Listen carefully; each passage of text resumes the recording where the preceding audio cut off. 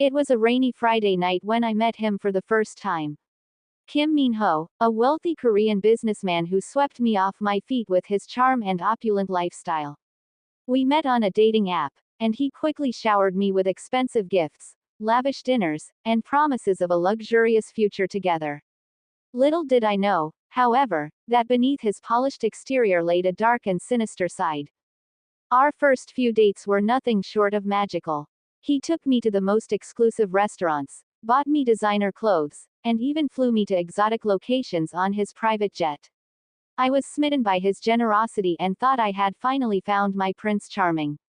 But as time went on, I began to notice little red flags that I had overlooked in the beginning. Kim Min-ho was possessive and controlling, constantly checking my phone and demanding to know where I was at all times. He would often fly into fits of rage over the smallest things, scaring me with his unpredictable behavior. But I brushed it off as his intense love for me, unwilling to see the truth lurking beneath the surface. One night, he took me to a secluded cabin in the mountains for a romantic getaway. As we sat by the fire, sipping champagne, I noticed a dark glint in his eyes that sent shivers down my spine. He began to talk about his past relationships, each one ending in tragedy and betrayal. I realized then that I was not the first woman he had seduced with his wealth and charm. I tried to leave, but he blocked the door and demanded that I stay with him forever. His once handsome face twisted into a mask of madness, and I realized with horror that I was trapped with a psychopath. I knew then that I had to escape before it was too late. In a moment of desperation, I grabbed a nearby fireplace poker and swung it at his head, knocking him unconscious. Without a second thought, I ran out into the stormy night, my heart pounding in fear. I could hear him behind me, his enraged screams echoing through the dark woods. I ran for what felt like an eternity, stumbling over rocks and branches, the rain soaking through my clothes. I finally reached the main road and flagged down a passing car, begging for help. The kind strangers took me to the nearest police station, where I tearfully recounted my harrowing ordeal with Kim Min-ho. The police launched a manhunt for him, but he had vanished without a trace. I lived in constant fear, looking over my shoulder at every shadow, wondering if he would come back for me. Months passed, and I slowly began to rebuild my life, trying to forget the nightmare that had haunted me. Then, one day, a package arrived at my doorstep. Inside was a single red rose and a note that simply read, "I will always find you, my love." My blood ran cold as I realized that Kim Min-ho was still out there, watching and waiting for his chance to strike again. To this day, I live in fear of the Korean rich man who nearly destroyed me. I know that he will never stop until he has me in his clutches once more. And so I remain vigilant, always looking over my shoulder, knowing that he could be lurking in the shadows, ready to pounce when I least expect it.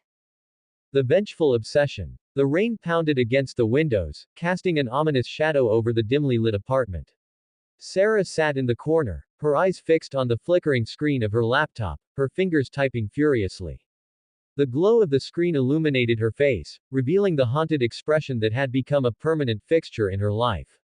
It had been 3 months since she had ended her tumultuous relationship with her ex-boyfriend, Michael. The breakup had been messy, filled with accusations, tears, and a level of intensity that had left Sarah feeling drained and emotionally scarred. But she had thought that she had moved on, that she had finally found the peace she so desperately craved. However, the peace was short-lived. Sarah had started receiving strange messages, anonymous calls, and even the occasional package containing disturbing items.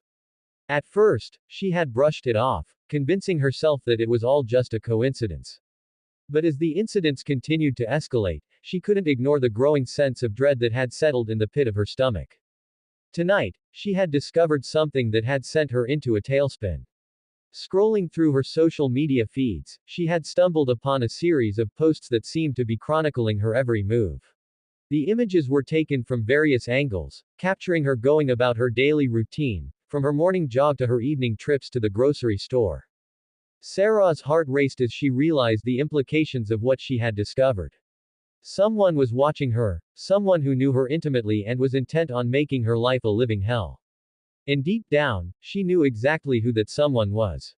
With trembling hands, she opened a new document and began to type, her fingers flying across the keyboard as she poured out her fears and her desperation. She had to find a way to stop this madness, to reclaim her life and her sense of safety. But how?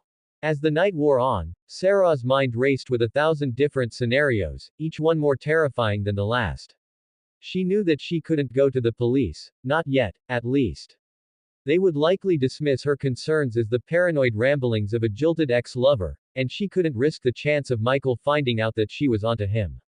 No, she would have to take matters into her own hands. She would have to outsmart him, to stay one step ahead of his twisted game.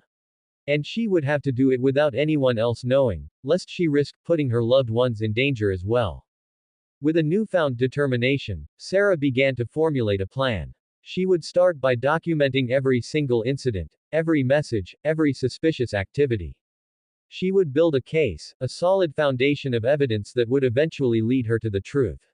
And then, when the time was right, she would strike back, using her own cunning and resourcefulness to bring Michael down. Days turned into weeks, and Sarah's investigation only deepened. She discovered that Michael had been systematically stalking her, using a network of accomplices to keep tabs on her every move. He had even gone so far as to hack into her computer and her phone, giving him access to her most private information. The realization that she had been living under the constant surveillance of her ex-boyfriend sent Sarah into a tailspin of fear and anger. She knew that she had to act quickly, before Michael's obsession spiraled out of control. One night, as she was poring over the evidence she had gathered, Sarah stumbled upon a clue that would change the course of her investigation. Buried deep within the data she had collected, she found a reference to a remote cabin in the woods, a place where Michael had apparently been holed up, orchestrating his twisted scheme. Without hesitation, Sarah packed a bag and set out for the cabin, her heart pounding with a mixture of dread and determination.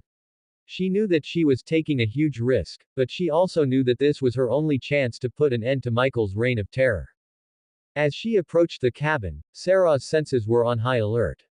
She could feel the weight of the small handgun she had brought with her, a last resort in case things went horribly wrong. Slowly, she made her way towards the cabin, her footsteps muffled by the thick underbrush. When she finally reached the door, Sarah paused, her hand trembling as she reached for the handle. She took a deep breath, steeling herself for what lay ahead, and then pushed the door open. What she saw inside made her blood run cold. Michael was there, his eyes wild and his face